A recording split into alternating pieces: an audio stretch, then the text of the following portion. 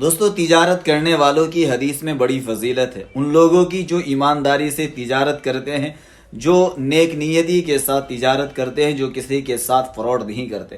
کاروبار چاہے چھوٹا ہو بڑا ہو، تجارت بڑی ہو یا چھوٹی ہو، ان لوگوں کے بارے میں اللہ کے نبی علیہ الصلوۃ والسلام نے بڑی زبردست بڑی پیاری بات کہی ہے۔ آپ حضرات سے درخواست ہے، جتنے لوگ کاروبار کرتے ہیں، تجارت کرتے ہیں، دکان میں چھوٹا بزنس یا بڑا بزنس کرتے ہیں، ان تک یہ ویڈیو ضرور پہنچائے تاکہ وہ لوگ اس حدیث کو سن کر عمل ضرور کرے۔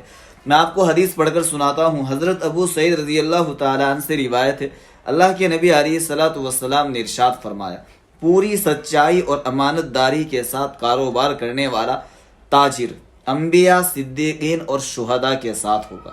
انبیاء کے ساتھ ہوگا، صدیقین کے ساتھ ہوگا اور شہداء کے ساتھ ہوگا۔ کون؟ جو ایمانداری سے تجارت کرتا ہے، جو کسی کے ساتھ